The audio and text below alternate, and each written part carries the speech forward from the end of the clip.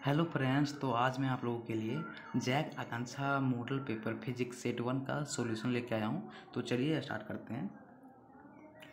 Question number 1 क्या बोल रहा है? The curve representing Ohm's law is, यानी कि जो ओम्स लॉ का जो कर्व होता है वो क्या रिप्रेजेंट करता है? तो इसका आंसर होगा लीनियर, क्योंकि हम लोग को पता है कि भी बराबर होता है आई आर। ठीक है, यानी कि भी इज डायरेक्टली प्रोपोर्शनल टू आई। यदि मेरा भी इंक्रीज करेगा तो मेरा आई भी इंक्रीज करेगा। ठीक है, और यदि मेरा भी डिक्रीज कर जाएगा तो मेरा आई भी डिक्रीज कर जाएगा। यानी कि इसका जो ग्राफ है ऐसे बनेगा, लीनियर। ठीक है, इसका आंसर होगा लीनियर। चलिए क्वेश्चन नंबर 2 देखते हैं क्या बोल रहा है। The ratio of voltage and electric current in close circuit, इसका आंसर हो जाएगा रिमेंस कांस्टेंट। यानी कि किसी भी सर्किट में ना वोल्टेज और इलेक्ट्रिक करंट हमेशा स्थिर रहता है। ठीक है, कांस्टेंट रहता है। चलिए, which of the following is not ये टाइप ऑफ एनर्जी सोर्स, यानी कि इसमें से कौन सा डिवाइस जो है एनर्जी का सोर्स नहीं है? तो इसका आंसर होगा इसमें रियोस्टेट, क्योंकि जनरेटर सोलर सेल बैटरी, ठीक है, ये तीनों जो है एनर्जी के सोर्स हैं, लेकिन रियोस्टेट है जो एक रेसिस्टर है। ठीक है, चलिए आगे बढ़ते हैं। क्वेश्चन नंबर 4 तो फॉर्मूला बेस है, ये आप लोग खुद से बना लीजिएगा। इसका जो होता है फॉर्मूला हम लिखते हैं 1/r is equal to 1/r1 plus 1/r2 dot dot dot dot infinity तक। ठीक है, इसी पे बनेगा ये। ठीक है, चलिए आगे बढ़ते हैं हम लोग। क्वेश्चन नंबर 5 क्या बोल रहा है? The SI unit of power, इसका आंसर हो जाएगा वाट। ठीक है, पावर का एसआई यूनिट होता है वाट। चलिए क्वेश्चन नंबर 6 क्या बोल रहा है? The rate of flow of electric charge is known as, इसका आंसर होगा इलेक्ट्रिक करंट। ठीक है, चूँकि आई बराबर क्यू बाई टी। ठीक है, चलिए आगे बढ़ते हैं। क्वेश्चन नंबर 7 क्या बोल रहा है? The resistance of conducting wire is inversely proportional to its, यानी कि जो रेसिस्टेंस होता है किसी भी वायर का, कंडक्टिंग वायर का, इनवर्सली प्रोपोर्शनल होता है किसका? लेंथ का, टेम्परेचर का, एरिया का, या नहीं, नन ऑफ दिस। तो दिखाते हैं आप लोगों को इसका सोल्यूशन क्या होता है। देखिए, आर बराबर होता है रो एल बाई ए। तो रेसिस्टेंस जो है इनवर्सली प्रोपोर्शनल है एरिया का इसमें। ठीक है, इनवर्सली प्रोपोर्शनल एरिया का, इसीलिए इसका आंसर हो जाएगा क्रॉस सेक्शन एरिया। ठीक है, चलिए आगे बढ़ते हैं हम। In concave mirror the size of image depend upon, इसका आंसर होगा पोजिशन ऑफ ऑब्जेक्ट। ठीक है, चलिए आगे बढ़ते हैं।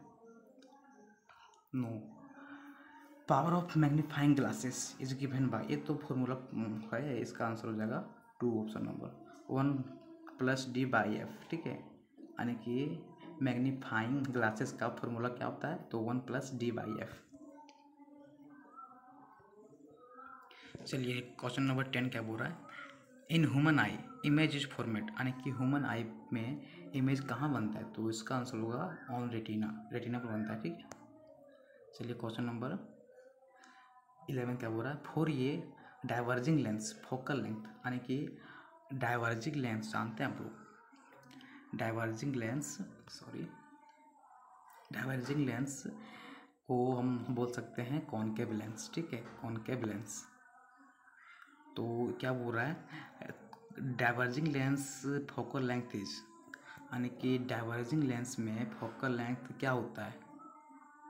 तो इसका फोकल लेंथ होता है नेगेटिव होता है, क्योंकि ग्राफ अगर देते हैं तो इधर नेगेटिव, इधर पॉजिटिव, इधर पॉजिटिव, इधर नेगेटिव। ठीक है, तो इसलिए इसका आंसर हो जाएगा नेगेटिव। चलिए क्वेश्चन नंबर देखते हैं 12 क्या बोल रहा है? Reflection by rough surfaces is called, यानी कि किसी भी रफ सरफेस से जो रिफ्लेक्शन होता है उसे हम क्या बोलते हैं? तो इसका आंसर इजी क्वेश्चन है, इसका आंसर हो जाएगा इरेगुलर रिफ्लेक्शन। ठीक है, चलिए क्वेश्चन नंबर देखते हैं 13 क्या बोल रही है? Quantity which does not change, during refraction, यानी कि रिफ्रैक्शन के समय, अपवर्तन के समय कौन सा मात्रा जो है चेंज नहीं होता है। तो इसका आंसर हो जाएगा फ्रीक्वेंसी। इसका विस्तार आपको क्लास 12 में मिलेगा, ठीक है। In compound microscope as compare to eyepiece objective lens, चलिए दिखाते हैं आपको। इन कंपाउंड माइक्रोस्कोप, यानी कि कंपाउंड माइक्रोस्कोप में आईपीस के कंपेयर में ऑब्जेक्टिव लेंस का जो होता है फोकल लेंथ क्या होता है, यानी कि इसका ये आप लोग को मिलेगा क्लास 12 के ऑप्टिक्स में मिलेगा, ठीक है। एक कंपाउंड माइक्रोस्कोप ऐसे होता है, ठीक है। एक छोटा होता है, एक बड़ा होता है, 2 लेंस होता है। तो मेरा ये हो गया ऑब्जेक्टिव लेंस और ये हो गया आईपीस, ठीक है। तो ये होता है small focal length, small focal length, ठीक है। यानी कि इसका जो कंपाउंड माइक्रोस्कोप में ऑब्जेक्टिव लेंस होता है उसका फोकल लेंथ होता है स्मॉल, ठीक है। चलिए आगे बढ़ते हैं। One of the angle of right angled prism, यानी कि राइट एंगल प्रिज्म में एक एंगल होता है, वो क्या होता है। तो इसका आंसर होगा 45 डिग्री, ठीक है। After reflection by lens ray parallel to principal axis passes through, यानी कि किसी भी लेंस से अगर कोई रे रिफ्लेक्ट होता है तो किस रेखा से, मतलब किस पॉइंट से गुजरता है। तो इसका आंसर होगा फोकल पॉइंट से, ठीक है। चलिए 16 नंबर हो गया। 17 देखते हैं क्या होता है। ये तो फॉर्मूला बेसिस है, दिखाते हैं आप लोग को। क्वेश्चन नंबर 17 ना, if the power of lens is 2 dioptre, यानी कि P बराबर दिया हुआ है 2 डायोप्टर, ठीक है, 2 डायोप्टर, देन फोकल लेंथ क्या होता है। तो आप लोगों को पता है कि P बराबर होता है 1/f, ठीक है, 1/f। तो F बराबर क्या होगा, 1/P, ठीक है। तो 1/P का वैल्यू दिया है 2, तो इसका आंसर आएगा 0.5 पर मीटर, चूँकि दिखाते हैं आप लोगों को एक चीज़। P बराबर होता है 1/f, तो P बराबर हो जाता है 1/f। तो P का होता है ऐसा यूनिट D और F का होता है मीटर, ठीक है, यानी कि 1/मीटर, यानी कि D = 1/मीटर। तो D = पर मीटर, ठीक है, D = पर मीटर, यानी कि पावर का ऐसा यूनिट होता है पर मीटर, ठीक है। तो इसका आंसर होगा पर मीटर, तो इसका आंसर होगा 0.5 पर मीटर। चलिए आगे बढ़ते हैं। The ratio of angle of incidence sine i of to angle of reflection sine r, इसका हो जाएगा स्नेल्स लॉ, यानी कि sine i by sine r, ठीक है, यानी कि इंसिडेंस एंगल और रिफ्लेक्शन एंगल रेशियो में होता है, ठीक है। उस लॉ को बोलते हैं हम स्नेल्स लॉ। चलिए क्वेश्चन नंबर 19 देखते हैं क्या बोलता है। Rainbows are formed when sunlight reflect through, तो रेनबो कैसे बनता है, ये तो आप लोग क्लास 10 में विस्तार से पढ़े होंगे। तो बनता है मिलियंस ऑफ रेन ड्रॉपलेट्स, ठीक है, यानी कि जब सनलाइट अगर किसी मिलियंस बूंदों से अगर रिफ्लेक्ट करता है तो रेनबो की उत्पत्ति होता है, ठीक है। यानी कि रेनबो का उत्पत्ति कैसे होता है, तो मतलब लाखों बूंदों से जब वो सनलाइट अगर रिफ्लेक्ट करता है तो रेनबो बनती है, ठीक है। चलिए आगे बढ़ते हैं। क्वेश्चन नंबर 20 क्या बोल रहा है। The SI unit of refractive index का एसआई यूनिट होता है, इसका आंसर होगा 4, नो यूनिट, ये होता है यूनिट लेस होता है, ठीक है। रिफ्रैक्टिव इंडेक्स जो होता है यूनिट लेस होता है, ठीक है। चलिए क्वेश्चन नंबर देखते हैं 21 देखते हैं क्या बोल रहा है। In the given diagram the ray of light falls normally on the glass slab, the angle of refraction, यानी कि किसी भी ग्लास के स्लैब पर अगर नॉर्मली अगर कोई मतलब रिफ्लेक्ट करता है रे, तो उसका एंगल क्या होगा, तो उसका एंगल होगा 0 डिग्री, ठीक है, उसका एंगल होगा 0 डिग्री। यानी कि किसी भी ग्लास के स्लैब पर अगर नॉर्मली आता है, ठीक है, तो देखिए इसका एंगल, इसका जो तो दिशा ऐसे होगा और एक जो एरो होगा ऐसे होगा, यानी कि एक ही दिशा में है तो उसका एंगल भी होगा 0 होगा, ठीक है, चूँकि एक ही दिशा में है, समझे, तो इसका एंगल आंसर होगा 0 डिग्री। चलिए ऑप्शन नंबर वो इसका 1 होगा। चलिए 22 नंबर का क्या बोल रहा है, the power of convex lens having focal length 20 centimetre is, ये भी तो इजी क्वेश्चन है, फॉर्मूला बेस है, दिखाते हैं आप लोगों को। P = होता है 1/f, लेकिन यहाँ मेरा f जो है सेंटीमीटर में दिया हुआ है, तो इसको हमको पहले मीटर में बदलना पड़ेगा, ठीक है, 100 से भागा देंगे, ये तो पता होगा आप लोग को, अगर भागा देंगे तो हो गया 1/5, मेरा f आ गया 1/5, ठीक है, तो p बराबर हो जाएगा 1/5, तो 5 हो जाएगा, यानी कि इसका आंसर होगा +5d, इसका आंसर होगा 2 + 5d, ठीक है। देखिए क्वेश्चन नंबर 23 क्या बोल रहा है,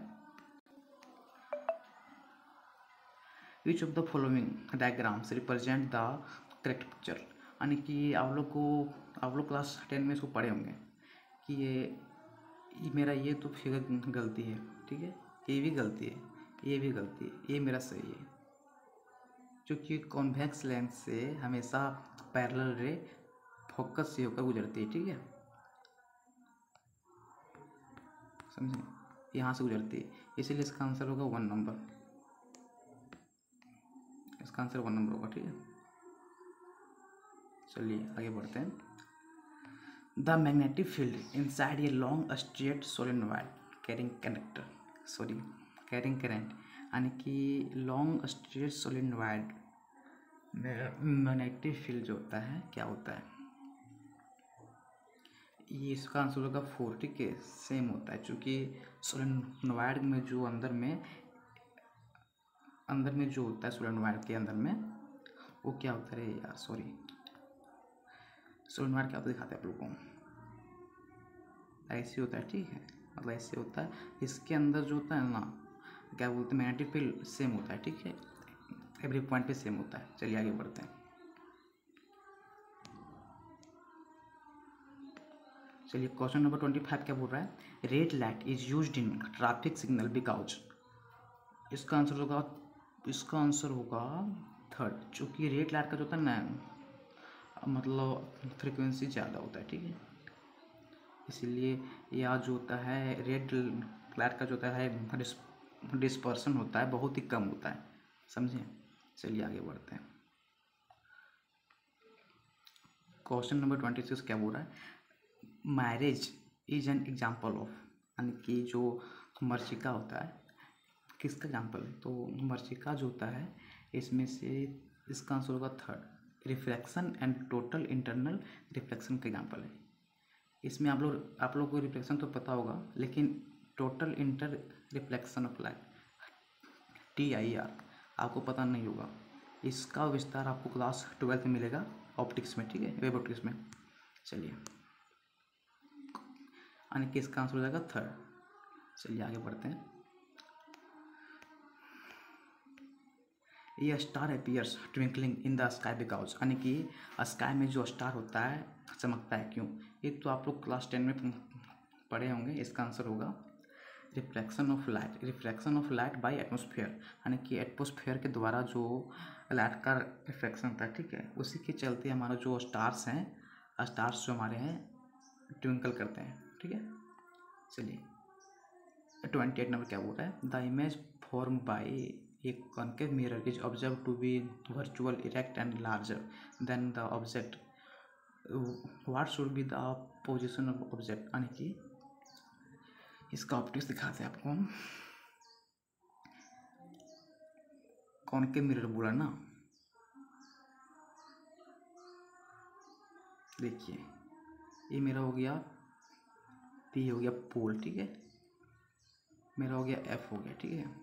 यदि हम वस्तु को यहाँ रखते हैं तो पता है क्या होगा, सो मेरा जो होता है इमेज बनेगा यहाँ, यानी कि वस्तु से बड़ा बनेगा और वर्चुअल बनेगा, ठीक है। यानी कि हम अगर वस्तु को पी और एफ के बीच रखते हैं, पी एफ के बीच रखते हैं, ठीक है, तो हमें virtual erect and larger image प्राप्त होगी, ठीक है।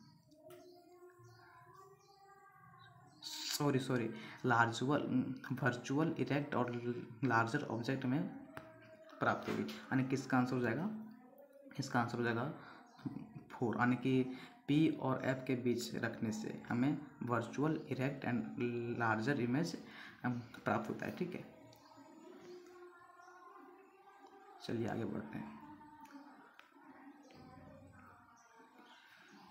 देखिए क्या हो रहा है, no matter how far you stand from a mirror your image appears erect the mirror is likely to be, यानी कि आप कहीं भी रहें, पॉइंट टेबल में भी रहें ना, तो उसका इमेज मिरर में बनता है। तो ऐसा कौन सा मिरर है कि मतलब पॉइंट टेबल ऑब्जेक्ट का मतलब इमेज बनाता है, तो इसका आंसर होगा कॉन्वेक्स, ठीक है।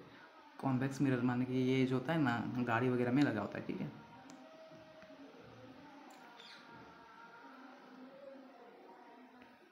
चलिए क्वेश्चन नंबर 30 देखते हैं क्या बोल रहा है। इन ये practical electric motor coil is called, यानी कि इलेक्ट्रिक मोटर में जो कॉइल होता है उसको हम क्या बोलते हैं, तो बोलते हैं आर्मेचर बोलते हैं, ठीक है। यानी कि इलेक्ट्रिक मोटर में जो कॉइल होता है उसको हम बोलते हैं आर्मेचर बोलते हैं। जो ऐसे नहीं होता है, ऐसे होता है, इसको बोलते हैं हम, इसको आर्मेचर बोलते हैं, ठीक है। चलिए आगे बढ़ते हैं। Which of the following property of proton can change while it moves freely in ये मैग्नेटिक फील्ड, यानी कि किसी भी मैग्नेटिक फील्ड में अगर प्रोटॉन अगर मूव्स करता है फ्रीली तो क्या चेंज होता है, तो उसमें से मुझे देखिए P बराबर होता है mv, P बराबर होता है mv, प्रोटॉन में जो होता है ना वेलोसिटी होता है चेंज, ठीक है। तो इससे मेरा मोमेंटम भी चेंज होता होगा, इसका आंसर होगा 3rd, यानी कि देखिए क्या बोल रहा है, यानी कि किसी भी प्रोटॉन को अगर हम मैग्नेटिक फील्ड में अगर फेंकते हैं तो उसमें मेरा मोमेंटम जो होता है सिर्फ चेंज होता है, ठीक है। यानी कि P बराबर mv, चूँकि मेरा v होता है चेंज, तो इससे मेरा P भी मोमेंटम भी चेंज होगा, ठीक है, मोमेंटम चेंज होगा। चलिए आगे बढ़ते हैं। क्वेश्चन 32 क्या बोल रहा है, the phenomenon of electromagnetic induction, यानी कि EMI, इसका विस्तार आपको क्लास 12 में मिलेगा, ठीक है। इसका देखिए क्या बोल रहा है, the phenomenon of electromagnetic induction, यानी कि दिखाते हैं आप इलेक्ट्रोमैग्नेटिक इंडक्शन क्या होता है, दिखाते हैं आपको। रुकिए, एक कॉइल है, ठीक है, एक कॉइल है, लगा है जी, ठीक है, लगा हुआ है। अगर इसमें हम मैग्नेट को लगाते हैं, ठीक है, अगर इसमें हम रिलेटिव मोशन करवाते हैं, आगे पीछे जो होता है मोशन आगे पीछे वाला करवाते हैं, ठीक है, तो क्या होता है, क्या होता है, इंड्यूस करंट का होता है, उत्पत्ति होता है, इंड्यूस करंट का उत्पत्ति होता है, यानी कि इसी प्रक्रिया को बोलते हैं हम इलेक्ट्रोमैग्नेटिक इंडक्शन करते हैं। यानी कि इसका आंसर होगा 3rd नंबर, इसका आंसर होगा 3rd नंबर, ठीक है। एक मिनट, सॉरी लेट हो रहा है, इसका आंसर होगा 3rd नंबर, यानी कि प्रोड्यूसिंग इंड्यूस्ड करंट इन ये coil due to relative motion between magnet and coil, यानी कि किसी भी कॉइल और मैग्नेट के अंदर अगर हम बीच अगर हम मतलब रिलेटिव मोशन करवाते हैं तो इंड्यूस्ड करंट का उत्पत्ति होता है। चलिए आगे बढ़ते हैं। क्वेश्चन नंबर 33 क्या बोल रहा है, the device use for producing current, यानी कि जो करंट को अगर जो प्रोड्यूस करता है तो इसका आंसर हो जाएगा जनरेटर, ठीक है। जनरेटर जो है करंट को प्रोड्यूस करता है। तो देखिए MCG जो है गैल्वेनोमीटर, एमीटर, मोटर, ये सब हमारा कुछ और मतलब डिवाइस है, ठीक है। ये मीटर और गैल्वेनोमीटर जो होता है ये करंट मेजरिंग डिवाइस है, ठीक है। और ये जो है ये हमें मतलब कुछ फिजिकल एनर्जी देता है, लेकिन जो जनरेटर है ये हमें करंट देता है। देखिए क्या बोल रहा है, at the time of short circuit the current in the circuit, यानी कि शॉर्ट सर्किट कब होता है, जब करंट का उत्पत्ति अधिक होता है, मोर देन मोर होता है, ठीक है। जब करंट का प्रोड्यूसिंग मोर देन मोर हो तो शॉर्ट सर्किट की घटना सामने आती है। यानी कि शॉर्ट सर्किट कब होता है, जब करंट जब इंक्रीज होता है हैविली, ठीक है। इसका ऑप्शन नंबर हो जाएगा 3rd नंबर। चलिए आगे बढ़ते हैं। पर्सन सफरिंग फ्रॉम मायोपिया, देखिए बुरा है, person suffering from myopia are advise to, यानी कि जो पर्सन होता है अगर वो मायोपिया से अगर जूझ रहा है तो उसके लिए हम उसे कॉनकेव लेंस लगाने को कहेंगे, ठीक है। उससे उसका रोग जो है दूर हो जाएगा। इसका आंसर होगा 2, ठीक है, कॉनकेव लेंस। चलिए देखिए क्या हुआ है, न्यूमेरिकल है, फॉर्मूला बेस है, इजी बन जाएगा। देखिए पूरा रेसिस्टर हैविंग रेजिस्टेंस 6.2, यानी कि आर मेरा जो है दिया हुआ है, ठीक है। मेरा जो आर है दिया हुआ है 6.2 ओम, ठीक है। और मेरा भी जो है दिया हुआ है 5 वोल्ट। तो और मेरा जो आई भी दिया हुआ है 0.4 एम्पियर, 0.4 एम्पियर, ठीक है।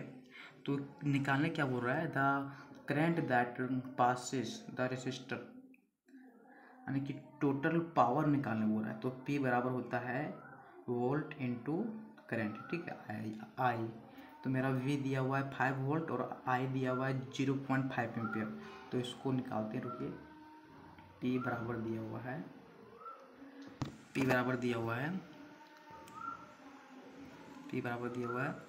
5 वोल्ट इंटू 0.4, यानी कि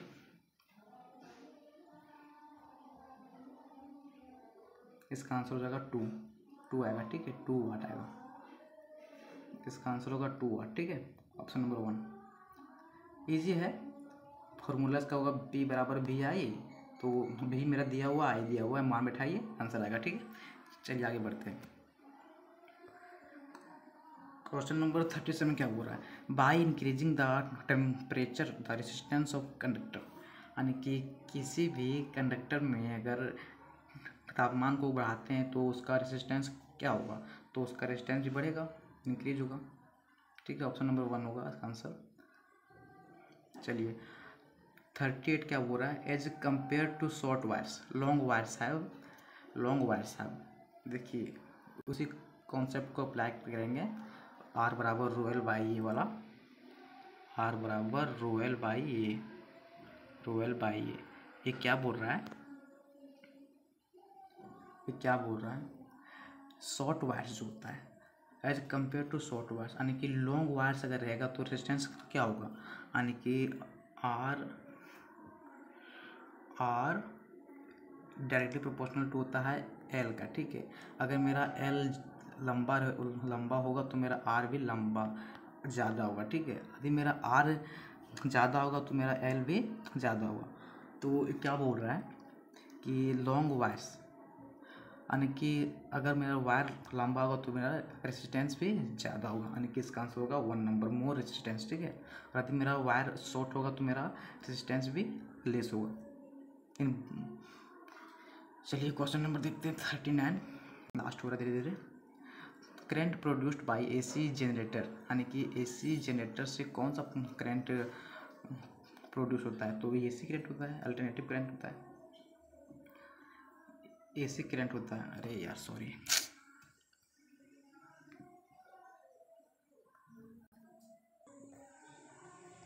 यानी कि एसी जनरेटर में हमें एसी करंट मिलता है, ठीक है, अल्टरनेटिंग करंट मिलता है। इसका आंसर होगा 1 अल्टरनेटिव करंट, ठीक है। चलिए 14 नंबर एंड लास्ट नंबर देखते हैं क्या होता है, लास्ट कर गया। ये large amount of current passes earth wire because it, यानी कि अर्थ में जो होता है बहुत ही कम रेजिस्टेंस होता है, ठीक है। तो इसीलिए वहाँ बहुत ही लार्ज अमाउंट में करंट पास हो पाता है, यानी कि इसका आंसर होगा वेरी लो रेसिस्टेंस। ठीक है, तो कई याद रखिए कि अर्थ में जो होता है ना, अर्थ में बहुत ही लो रेसिस्टेंस होता है। ठीक है, लो रेसिस्टेंस होता है। तो चलिए, अगर आपको ये वीडियो अच्छा लगा हो तो उनको प्लीज़ सपोर्ट कीजिए और ज़्यादा से ज़्यादा इसको शेयर कीजिए। चलिए, थैंक्स।